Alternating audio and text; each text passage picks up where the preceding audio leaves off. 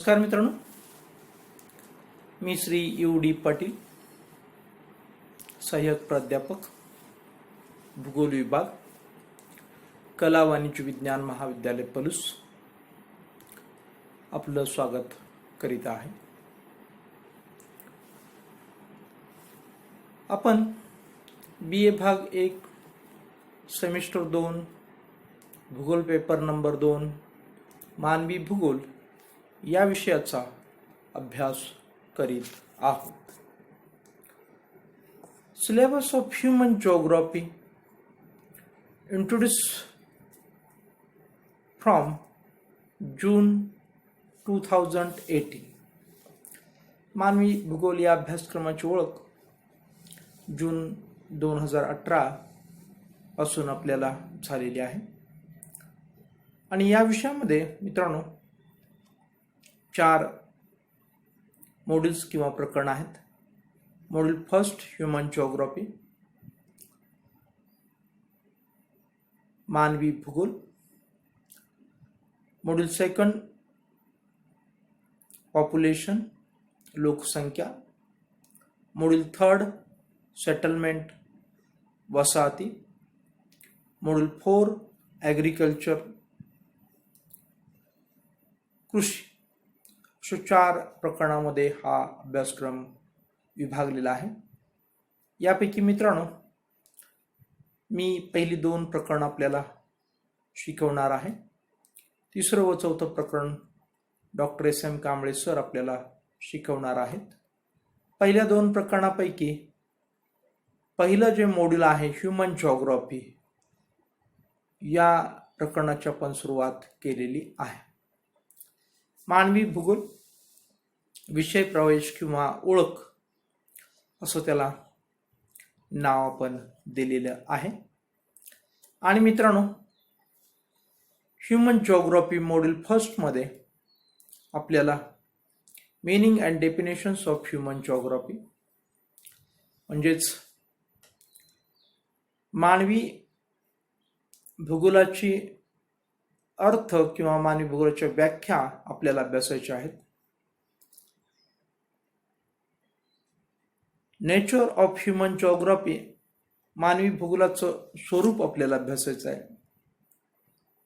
Scope of human geography, मानवी भूगोलाची व्याप्ती आपल्याला अभ्यासायची आहे. ब्रँचेस ऑफ ह्यूमन जिओग्राफी, मानवी भूगोलाच्या शाखा आपल्याला अभ्यासायच्या आहेत. इम्पॉर्टन्स ऑफ ह्यूमन जिओग्राफी, मानवी भूगोलाच्या अभ्यासाचं महत्त्व किंवा मानवी भूगोलाचं महत्त्व आपल्याला अभ्यासायचं आहे. आणि या प्रकरणाच्या अभ्यासाला आपण सुरुवात मित्रांनो केलेली आहे. पाठीमागील तासांना आपण पाहिलं की जिओग्राफी ही जी काही संज्ञा आहे ही ग्रीक तत्ववेत्ता खगोलशास्त्रज्ञ इरॅटोस्थेनसनं प्रथम या संज्ञेचा वापर इसवी पूर्व 3ऱ्या शतकामध्ये केलेला आहे. आणि ही जी काही संज्ञा आहे जिओग्राफी ही जिओ आणि ग्राफीन या 2 ग्रीक शब्दापासून तयार झालेली आहे. जिओ म्हणजे अर्थ आणि ग्राफीन म्हणजे स्टडी किंवा वर्णन. यावरून जिओग्राफी या शब्दाचा अर्थ मित्रांनो जिओ मीन्स अर्थ आणि ग्राफिया मीन्स स्टडी किंवा टू डिस्क्राईब म्हणजे त्याचा अभ्यास किंवा त्याचं वर्णन. आणि मग मित्रांनो जिओग्राफी याचा अर्थ होतो डिस्क्राईब द अर्थ किंवा स्टडी ऑफ द अर्थ. म्हणजेच मित्रांनो की भूगोलाचं वर्णन किंवा भूगोलाचा अभ्यास. अशा प्रकारे भूगोलाची आपण परिचय करून घेतला किंवा भूगोल म्हणजे काय हे आपण समजून घेतल्यानंतर मित्रांनो आपण भूगोलाच्या या शाखांची ओळख करून घेतली आणि मानवी भूगोलाची स्वतंत्र अशी शाखा का उदयास आली या सर्व गोष्टी आपण पाहिल्या. आणि आज आपल्याला प्रत्यक्ष मानवी भूगोलाच्या अभ्यासाकडे वळायचं आहे. मित्रांनो या शाखामधून आणखीन एक महत्त्वपूर्ण गोष्ट आपल्याला समजते की भूगोलशास्त्र ही सर्व शास्त्रांची जननी आहे. मग ती शास्त्र विज्ञानशास्त्र असू देत किंवा सामाजिक शास्त्र असू देत, या सर्व शास्त्रांची जननी ही भूगोलशास्त्र आहे, हे आपण या ठिकाणी लक्षात घेतलं पाहिजे. उदाहरणार्थ की आपण पाहिलं की मानवी भूगोल आणि प्राकृतिक भूगोल ह्या भूगोलाच्या दोन शाखा आहेत. तर प्राकृतिक भूगोलामधील आपण ज्या काही शाखा अभ्यासल्या त्या सर्व शाखांच्या मध्ये आपलं जे काही मूलभूत विज्ञान आहे, ज्याला आपण फंडामेंटल सायन्स म्हणतो, त्या सायन्सची सर्व पाळंमुळं रुजलेली आहेत. उदाहरणार्थ आपण म्हणतो की physics, chemistry, zoology, botany, microbiology, यामध्ये आपल्याला असं लक्षात आलं असेल की ही जी काही प्राकृतिक भूगोलाच्या सर्व शाखा आहेत, या सर्व शाखांच्या मध्ये आपल्याला याची पाळंमुळं पाहायला मिळतात. उदाहरण मी तुम्हाला देतो की भौतिकशास्त्राचा अभ्यास. भौतिकशास्त्रामध्ये काय शिकवलं जातं, ज्याला फिजिक्स आपण म्हणतो, तर प्रकाश, ध्वनी, प्रकाशाचा वेग किंवा पृथ्वीचा वेग, आपल्याला पृथ्वीचं असणार गुरुत्वाकर्षण, या सर्व गोष्टींचा अभ्यास मित्रांनो भौतिकशास्त्रामध्ये होतो. आणि अगदी थोडक्यात संक्षिप्त आपल्याला सांगायला लागले, अधिक विस्तृत सांगण्यासाठी आपल्याकडे वेळ नाही आहे, म्हणून आपण अगदी संक्षिप्त या गोष्टी पाहणार आहोत. आणि म्हणून भौतिकशास्त्राचं जे काही विषय क्षेत्र आहे हे भूगोलाचं आहे असं आपल्याला लक्षात येईल. आणि मग आपण पाहतो की या भौतिकशास्त्राचं जी काही जननी आहे ती प्राकृतिक भूगोल आहे किंवा भूगोल आहे असं आपल्या लक्षात येतं.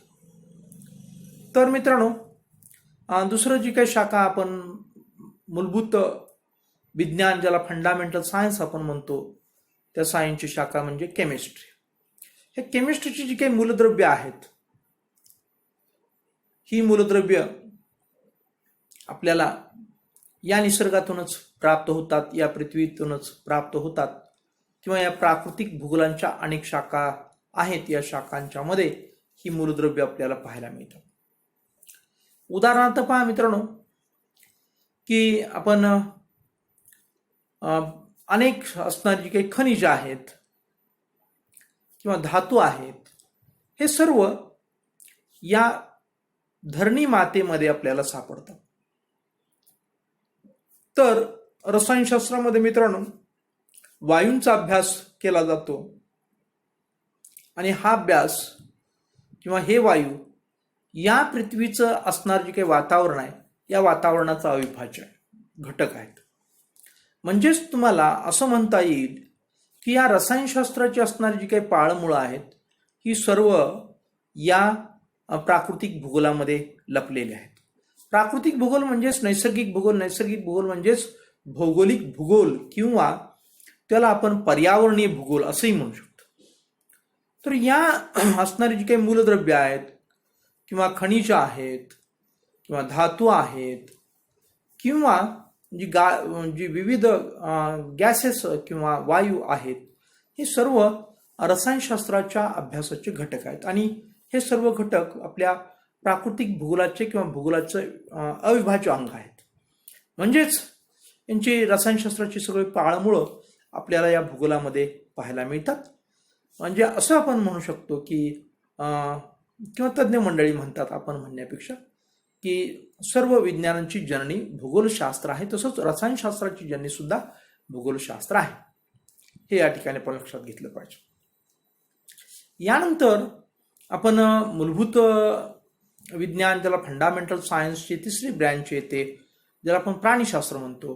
प्राणीशास्त्र, वनस्पतीशास्त्र, सूक्ष्मजीव, या सगळ्या गोष्टी मित्रांनो आपल्याला कुठं पाहायला मिळतात, किंवा तर हे सगळे घटकच आहेत, आपल्या भूगोलाच्या अभ्यासाचे घटक आहेत किंवा नैसर्गिक घटक आहेत, प्राणी, वनस्पती, सूक्ष्मजीव. आणि यांचा अभ्यास मित्रांनो केला जातो तो म्हणजे आपण त्याला प्राणीशास्त्र, वनस्पतीशास्त्र व सूक्ष्म जीवशास्त्र असं म्हणतो, यामध्ये केला जातो.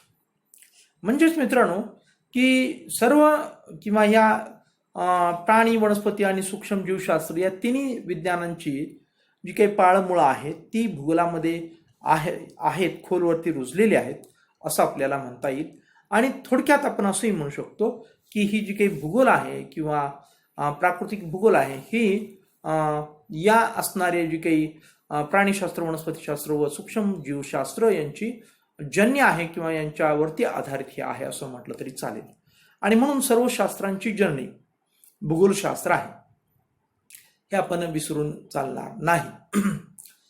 तर मित्रांनो दुसरी आपण शाखा जी पाहिली की मानवी भूगोल अशी शाखा होती, त्या शाखेमध्ये सुद्धा आपण पाहतो की या शाखेमध्ये मानवाच्या सर्व जी काही सामाजिक शाखा आहेत त्या शाखांची पाळमुळं या शाखेमध्ये आपल्याला पाहायला मिळतात.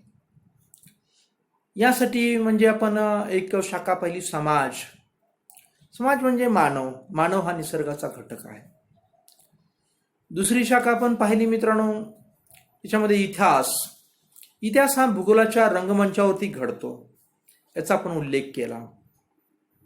म्हणजे इतिहास आणि भूगोल हे अविभाज्य अंग आहेत किंवा हे एकमेकांशी वेगळे करता येत नाहीत, कारण इतिहास हा भूगोलाच्या रंगमंचावरती घडतो असं आपण पाहिलं, अभ्यासलं.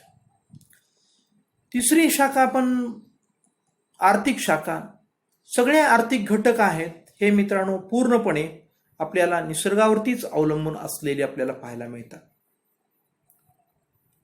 चौथी शाखा आपण पाहिली राजकीय भूगोल. या असणाऱ्या जे काही भौगोलिक घटक आहेत किंवा जे काही आर्थिक घटक आपण पाहिले किंवा समाज आपण पाहिला, त्याच्या संबंधात असणारी जी काही लोकसंख्या असेल ती लोकसंख्या असेल किंवा आपण अर्थशास्त्रातल्या विविध असणाऱ्या शाखा असतील त्या शाखा.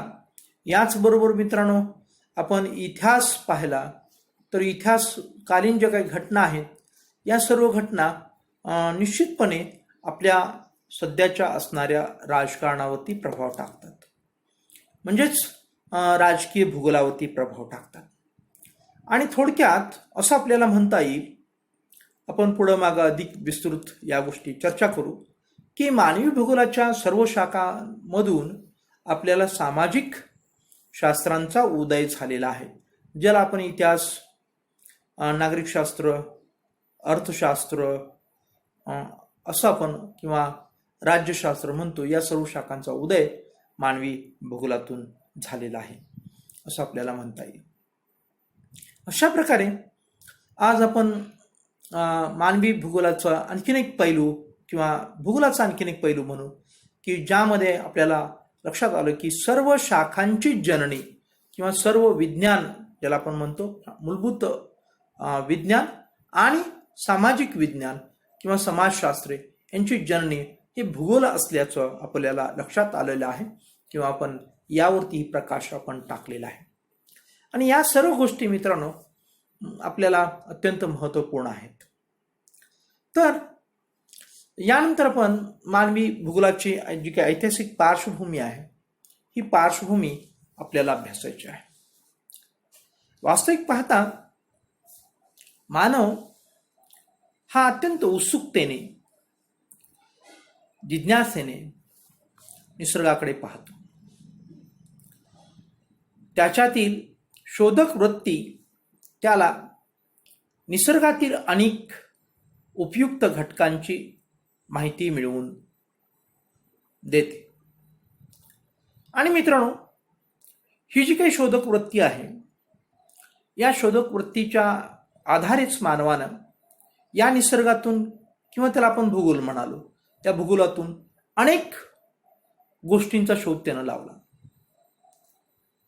मग तो पशुपालनाचा शोध असेल, मग तो आरंभीच्या कृषीचा शोध असेल, नंतर आधुनिक कृषीचा शोध असेल किंवा उद्योगधंद्यांचा शोध असेल. या सर्व गोष्टी मित्रांनो त्याच्या या शोधक वृत्तीमुळं शक्य झालेल्या आहेत. आणि त्यानं या सर्व शोधांच्या पाठीमाग किंवा ह्या शोधांचा संबंध नैसर्गिक घटकांशी असलेला ही मानवाच्या लक्षात आलेला आहे. म्हणजे निसर्गच मानवाला पशुपालन असेल, कृषी असेल, उद्योग असेल, यासाठी लागणारी जी काही कच्चा माल असेल किंवा यासाठी लागणारे जे काही पोषक वातावरण असेल किंवा यासाठी लागणारे जे काही इतर घटक असतील, ह्या सर्व गोष्टी पुरवणारा मित्रांनो निसर्गच आहे. आणि मग या निसर्गाला आपण विसरून चालणार नाही. या निसर्गाचा ऋण आपण लक्षात घेतलं पाहिजे. याही गोष्टी आपण या ठिकाणी लक्षात घेण्याची अत्यंत आवश्यकता आहे. परंतु आपण विशेषतः मानव काय करत चाललेला आहे, निसर्गाला ओरबाडत चाललेला आहे असं म्हटलं तर चुकीचं होणार नाही. मानव हा कृतज्ञ बनतोय आणि कधी कधी वेळ येते की मानव हा खरंच मानव आहे का प्राणी आहे, अशी वेळ मानवावरती येऊन ठेपलेली आपल्याला पाहायला मिळते. तर मित्रांनो, अशा या शोधक वृत्तीतून अनेक निसर्गातील उपयुक्त घटकांच्या साहाय्यानं मानवानं आपलं जीवन सुखी समृद्ध बनवण्याचा प्रयत्न केलेला आहे. आणि त्याची जी काही जिज्ञासा आहे मित्रांनो, ही सतत जागृत असते. आणि मग त्याला या क्षितिजाच्या पलीकडे काय आहे, या डोंगराच्या पलीकडे काय आहे, आणखी किती प्रदेश आहे, याची सतत त्याला जिज्ञासा उत्सुकता लागलेली असते. आणि यातून तो या गोष्टींची किंवा या प्रश्नांची उत्तरं मिळवण्यासाठी तो धडपडत असतो. आणि तो त्यातून काय करतो, नवनवीन प्रश्न किंवा प्रश्नांची उत्तरं त्याला प्राप्त होतात आणि नवीन नवीन प्रदेश आणि नवीन समाज त्याला भेटत जातो किंवा त्याला भेटतो. आणि त्यातून तो काय करतो, त्या समाजातील अनेक चांगल्या गोष्टी तो घेतो, काही वाईट गोष्टी घेतो, आपल्याकडील काही गोष्टी त्यांना देतो. म्हणजे चाली रीती रूढी परंपरा असं ज्याला काय आपण म्हणतो किंवा आचार विचार यांची देवाणघेवाण तो करतो. असं म्हटलं तर चुकीचं होणार नाही. म्हणजे त्याच्या जिज्ञासामुळे त्याला दूरवर्ती काय आहे, कोणता प्रदेश आहे, की काय कसे लोक राहतात तिथं, त्यांची संस्कृती काय आहे, त्यांचे आचार काय आहे, त्यांचे विचार काय आहे, त्यांचं खानपान काय, अशा अनेक असणाऱ्या जिज्ञासेमुळं तो काय करत जातो की अनेक गोष्टींची माहिती मिळवत जातो. असं त्याला पाहायला मिळतं. आणि त्याच्या ज्या काही ज्ञानाच्या कक्षा आहेत त्या ज्ञानाच्या कक्षा आणि समाजाच्या कक्षा सुद्धा रुंदावताना आपल्याला पाहायला मिळतात. हे एक ऐतिहासिक भूगोलाची पार्श्वभूमीच आहे. हे लक्षात घेणं मित्रांनो अत्यंत आवश्यक आहे. कारण या सर्व गोष्टीपासूनच मानवाची जी काही ही प्रगती होत गेलेली आहे, ही मानवी बुद्धीच्या जोरावर होत गेलेली आहे. आणि म्हणून आपण पाठीमागील तासाला पाहिलं की मानव हा परिसंस्थेमध्ये किंवा परिस्थितीमध्ये विशिष्ट निसर्गानं घालून दिलेल्या परिसंस्थेमध्ये तो राहत नाहीये. आपल्या बुद्धिमत्तेच्या जोरावरती तो ह्या जे काही कक्षा आहेत परिसंस्थेच्या, या कक्षा ओलांडून तो पलीकडे जातोय. आणि त्यामुळं पलीकडे जात असताना तिची असणारी जिज्ञासा, त्याची असणारी उत्सुकता, त्याचं असणारं ज्ञान, याच्या जोरावरती तो मित्रांनो अनेक गोष्टींचा तो शोध घेत सुटलेला आहे. आणि यातून मानवी भूगोलाचा विकास झालेला आहे असं आपण या ठिकाणी म्हणू शकतो. आणि या सर्व गोष्टींची दखल मानवी भूगोलाच्या अभ्यासकांना घ्यावी लागते. आणि यातूनच मानवी भूगोलाची आपल्याला ऐतिहासिक पार्श्वभूमी समजलेली आहे मित्रांनो. आणि मग मित्रांनो त्याला निसर्गात तो जिज्ञासेनं उत्सुकतेनं भटकत असताना त्याला अनेक इतरही गोष्टी त्याला प्राप्त झाल्या किंवा त्यानं पाहिल्या किंवा त्याचा लाभ घ्यायचं त्यानं ठरवलं. उदाहरणार्थ पाण्याचं त्याला महत्त्व समजलं. ते पाण्याजवळ तो राहू लागला, पाण्याच्या आधारे तो कृषी करू लागला, पाण्याच्या आधारे तो उद्योग करू लागला. आणि हे जे काही खळाळणारं पाणी आहे मित्रांनो, हे पाणी अडवून त्यानं वीजही तयार केली, पाणी अडवून त्यानं मोठी मोठी उद्यानं तयार केली, पाणी अडवून त्यानं मोठमोठे असे कारंजे निर्माण केले. या सर्व गोष्टी त्याच्या प्रगतीची काय आहेत, ह्या दिशा आहेत किंवा प्रगतीची आहे वाटा आहेत असं म्हटलं तरी चालेल. म्हणजे पाणी हे सुद्धा मानवी जीवनातील एक अविभाज्य अंग आहे किंवा ज्याला आपण मूलभूत गरजा म्हणतो, त्या गरजेमधील एक गरज आहे.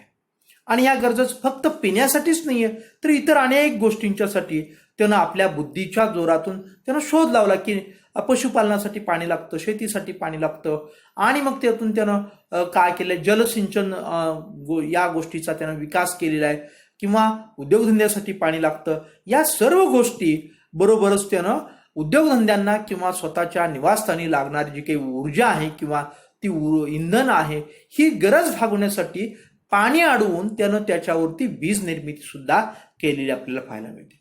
आणि मग जमिनीची त्यानं खोदकाम करून अनेक खनिज, जी काही तांबे असतील, सोनं असतील, लोखंड असेल, लोह खनिज असेल, या खनिजांचं त्यानं उत्पादन घेतलेलं आहे. आणि त्यातूनही आपल्याला पाहायला मिळतं की हळूहळू मानवाची जी काही श्रेष्ठत्व आहे, हे श्रेष्ठत्व वाढू लागलेलं आहे. अर्थात हे श्रेष्ठत्व आहे का आहे, परंतु कधीही आपण जर पाहिलं तर भूगोलाच्या अभ्यासामध्ये किंवा ऐतिहासिक पार्श्वभूमीमध्ये याही गोष्टीचा समावेश आपल्याला करावा लागेल की काही तज्ज्ञ काय करतात, निसर्गाला श्रेष्ठ मानतात, तर काही तज्ज्ञ मित्रांनो कुणाला श्रेष्ठ मानतात की आपल्याला मानवाला श्रेष्ठ मानतात. हे आपण या ठिकाणी लक्षात घेतलं पाहिजे. आणि या ठिकाणी मग जी काही श्रेष्ठता आहे, ही श्रेष्ठता आपल्याला मानवाची अधिक पाहायला मिळते. आणि त्यातूनच मग मानवाला काय येते, दर्पोक्ती येते. आणि सर्व सामान्य माणसाला सुद्धा असं वाटायला लागतं की सर्व काही निसर्गावरती आपण विजय मिळवलेला आहे आणि मानवच श्रेष्ठ आहे. त्या निसर्गातील हे जे काही घटक आहेत हे नगण्य आहेत, असा विचार आपल्या डोक्यामध्ये येतो. आणि मग मित्रांनो, अशा प्रकारची जी काही आपण म्हणजे मानव जी काही कृती करतो किंवा ऍक्शन करतो, त्यातून रिॲक्शन आपल्याला प्राप्त होते. आणि त्या रिॲक्शनला सामोरं जाताना मित्रांनो मानवाला खूप त्रास सहन करावा लागतो. मग त्याच्या प्रतिक्रिया काय असतात, कधी दुष्काळ पडतो, कधी महापूर येतात, कधी भूकंप होतात, कधी ज्वालामुखी येतात, कधी रोगराई येते, मग कोरोनासारखे जे काही रोग आहेत हे रोग आपल्यावरती हल्ला करतात. हे सर्व ऍक्शन आणि ऍक्शनची असणारी रिॲक्शन आहे किंवा मानवाने केलेली कृती, त्या कृतीला दिलं हे काय प्रतिकृती किंवा त्याचं काय उत्तर आहे, असं आपण म्हटलं तरी चुकीचं ठरणार नाहीये. हा सुद्धा मानवी भूगोलाच्या एक विकासाचा महत्वपूर्ण भाग आहे असं आपण या ठिकाणी म्हणू शकतो. प्राकृतिक घटक जे आहेत किंवा नैसर्गिक घटक आहेत, या घटकांच्या वरतीच मानवाच्या सर्व असणाऱ्या जे काही गरजा आहेत, ज्याला अन्न असेल, वस्त्र असेल, निवारा असेल, या अन्न, वस्त्र, निवारा, हवा आणि पाणी, या सर्व गरजा आहेत मित्रांनो, ह्या निसर्गातूनच त्याला प्राप्त होतात. आणि म्हणून त्यानं अशा प्रकारची जी काही दर्पोक्ती आहे, मी श्रेष्ठ, ही दर्पोक्ती आपण सोडून बाजूला दिली पाहिजे. ही महत्वपूर्ण गोष्ट आपण मानवी जी काही भूगोलाचं अध्ययन आहे त्या भूगोलाच्या अध्ययनामध्ये केली जाते किंवा ही मानवी भूगोलाच्या अध्ययनाची एक पार्श्वभूमी आहे असंही आपण म्हणू शकतो, किंवा मानवी भूगोलाचा अभ्यास आहे असंही आपण म्हणू शकतो. आता मित्रांनो, आपण हा जो काही मानवी भूगोलाच्या संदर्भातला जो भाग आहे, विशेषतः आपल्याला पार्श्वभूमीच्या संदर्भातला, तो आपण थोडंसं अधिक महत्त्वपूर्ण म्हणून आपण त्याच्याकडं थोडंसं डोकावलं तर आपल्याला असं लक्षात येतं की ही जी काही मानवी भूगोलाची ऐतिहासिक पार्श्वभूमी आहे, याच्या पाठीमागं आपल्याला 15व्या शतकाच्या मध्यापासून ते 18व्या शतकापर्यंत जी काही संशोधन झालं किंवा जी काही कालखंड आहे हा, या कालखंडात यामध्ये आपण जर बघितलं तर आपल्याला वैज्ञानिक दृष्टिकोन विशेषतः आपल्याला पाहायला मिळतो, किंवा भूगोलाच्या जी काही ज्ञानामध्ये अधिक भर पडलेली या कालखंडामध्ये पाहायला मिळते. प्रचंड ज्ञान, आणि या प्रचंड ज्ञानाचं वर्गीकरण वैज्ञानिक दृष्टिकोनातून करण्याचा प्रयत्न तज्ज्ञ लोकांनी केला आणि त्यातूनच मानवी भूगोलाचा उदय झाला असंही आपण म्हणू शकतो. या संदर्भात मित्रांनो, 18व्या शतकाच्या अगोदर आपण पाहिलं तर बर्नार्ड व्हेरेनियस याचे जे काही कार्य आहे हे कार्य उल्लेखनीय कार्य आहे असं आपण या ठिकाणी म्हणू शकतो का. आणि हे जे काही उल्लेखनीय कार्य आहे मित्रांनो, या उल्लेखनीय कार्यामध्ये विशेषतः जर्मन भूवैज्ञानिक व्हेरेनियस यांनी सर्वसामान्य भूगोल हा ग्रंथ प्रकाशित केला. त्याच्या सर्वसामान्य भूगोलाचे 2 भाग होते, सर्वसामान्य किंवा वैश्विक भूगोल आणि विशेष भूगोल. यामध्ये मित्रांनो पहिल्या भागामध्ये ज्याला आपण म्हणतो पृथ्वीचं समग्र असं वर्णन होतं, तर दुसऱ्या भागामध्ये विशेषतः व्हेरेनियसनं की खगोलीय माहिती त्या ठिकाणी आपल्याला पाहायला मिळते पहा. आणि या सर्व गोष्टींची जी काही माहिती आहे यालाच आपण प्राकृतिक भूगोल असं म्हटलं तर चालू शकतं. आणि मित्रांनो पुढं जाऊन मग प्राकृतिक भूगोल आणि त्यातूनच पुढं परिसंस्थेमध्ये मानव हा स्थिर नसल्यामुळं किंवा तो बुद्धिमत्तेच्या जोरावरती तो काय करतोय की निसर्गामधून अनेक गोष्टी जसं आपण आता वर्णन केलं, उत्सुकता आहे, जिज्ञासा आहे, ज्ञान आहे, याच्या बळावरती तो काय करतो की निसर्गातून अनेक जे काही घटक आहेत त्या घटकांचा तो लाभ उठवतो आणि आपलं स्वतःच असं सांस्कृतिक पर्यावरण उभा करतो. या सर्व गोष्टीतून मानवी भूगोलाच्या शाखेचा उदय झालेला आहे असं आपल्याला म्हणलं तर चुकीचं ठरणार नाही. आणि त्यानंतर मित्रांनो आपण पाहतो की 1859 मध्ये चार्ल्स डार्विन्स यांनी जीवाची उत्पत्ती नावाचा ग्रंथ लिहिला आणि त्यामध्ये उत्क्रांतिवादाचा सिद्धांत त्यानं मांडलेला आपल्याला पाहायला मिळतो. आणि यातूनच पहा भूगोलाची एक विशेष शाखा म्हणून मानवी भूगोलाच्या शाखेच्या विकासाला आरंभ झालेला आहे. ही ऐतिहासिक मानवी भूगोलाची ऐतिहासिक पार्श्वभूमी म्हणून याही गोष्टीची आपल्याला दखल घ्यावी लागेल. आणि त्यानंतर मित्रांनो सन 1881 मध्ये बकेल यांनी इंग्लंड संस्कृतीचा इतिहास हा ग्रंथ प्रकाशित केला. आणि या ग्रंथात मित्रांनो मानवाची पर्यावरणावरील निर्भरता यावर प्रकाश टाकलेला आहे. म्हणजे या 1881 मध्ये त्यावेळच्या जी काही तज्ज्ञ मंडळी आहेत, विशेषतः बकेल यानं मानव हा कसा निसर्गावरती अवलंबून असतो, निर्भर असतो, या गोष्टीवरती प्रकाश टाकलेला आपल्याला पाहायला मिळतो. आणि त्यानंतर मित्रांनो अलेक्झांडर फोन हम्बोल्ट असेल किंवा कार्ल रिटर असेल यांनी आधुनिक भूगोलाचा पाया घातलेला आपल्याला पाहायला मिळतो पहा. आणि या शास्त्रज्ञांच्या काळात विशेषतः भूगोल या विषयाला शास्त्रीय स्वरूप प्राप्त झालेलं आहे. आणि भूवर्णनात्मक भूगोलाचे जनक स्ट्रॅबो आणि इरॅटोस्थेनिस हे होते. भूगोल हे वितरणाचे शास्त्र आहे या विचाराचे जनक हम्बोल्ट आणि रिटर हे होते. यांच्या काळात म्हणजेच 19व्या शतकानंतर भूगोलाचे जे काही स्वरूप आहे हे मित्रांनो व्यापक बनलेलं आहे. आणि या विषयात नवीन विचार प्रणालीचा प्रसार झाला आणि यातूनच भूगोलाच्या नवनवीन शाखांचा उदय झाला असं आपण म्हणू शकतो. आणि मित्रांनो सन पहा की 1882 ज्याला यामध्ये आपण फ्रेडरिक रॅडजेल यांच्या अँथ्रोपोजिओग्राफी या ग्रंथाच्या पहिल्या खंडाचं प्रकाशन झालेलं आहे. आणि त्यामध्ये मित्रांनो आपल्याला मानवी समाजाच्या इतिहासावर भौगोलिक पर्यावरणाच्या प्रभावाचे दिग्दर्शन केलेलं आपल्याला पाहायला मिळतं पहा. म्हणजे मानवाचा जो काही मानवी समाज आहे किंवा मानवाचा जो काही इतिहास आहे किंवा एकंदरीत मानव आहे या मानवावरती भौगोलिक पर्यावरणाचा कसा प्रभाव पडलेला आहे याचं दिग्दर्शन या ठिकाणी फ्रेडरिक रॅडजेलनं केलेलं आपल्याला पाहायला मिळतं. आणि म्हणून मित्रांनो आपल्याला फ्रेडरिक रॅडजेलना विशेष महत्त्वपूर्ण गोष्ट म्हणजे की आधुनिक भूगोलाचे जनक असं मानलं गेलेलं आहे. आणि फ्रेडरिक रॅडजेल यांचे एक शिष्य आहे कुमारी मिस ॲलन सॅम्पल यांनी भौगोलिक पर्यावरणाचा प्रभाव हा एक सुप्रसिद्ध ग्रंथ प्रकाशित केलेला आहे मित्रांनो. आणि या ग्रंथामध्ये त्यांनी मानवावर होणाऱ्या पृथ्वीच्या प्रभावाच्या परिणामास अधिक महत्त्व दिलेलं आहे पहा. यांनी पर्यावरण निश्चयवादाचे समर्थन केलेलं आहे. म्हणजेच मित्रांनो ॲलन सॅम्पल असतील किंवा फ्रेडरिक रॅडजेल असतील किंवा त्याच्या अगोदरचे बकेल असतील किंवा त्याच्या अगोदर आपण पाहतो अलेक्झांडर फोन हम्बोल्ट असेल, कार्ल लिटर असेल, यांनी मानवाची दखल जरी घेतली असली तरी मानवी जीवनावरती पर्यावरणाचा होणारा जो काही प्रभाव आहे हा प्रभाव त्यांनी मान्य केलेला आहे. ही महत्त्वपूर्ण गोष्ट या ठिकाणी लक्षात घेणं आवश्यक आहे पहा. आणि हा मानवी भूगोलाची एक ऐतिहासिक पार्श्वभूमी आहे हे आपण या ठिकाणी लक्षात घेणं आवश्यक आहे. याचबरोबर पहा की मानवी भूगोलाच्या ऐतिहासिक पार्श्वभूमीमध्ये हंटिंग्टन असेल, ग्रिफिथ टेलर असेल, विडाल डी ला ब्लाश असेल, यांचं कार्य किंवा यांचं योगदान जे आहे हे योगदान सुद्धा अत्यंत महत्त्वपूर्ण आहे असं म्हटलं तर चुकीचं होणार नाही. तेव्हा मित्रांनो, वेळ या ठिकाणी संपलेली आहे. आपण या ठिकाणी थांबूया. धन्यवाद.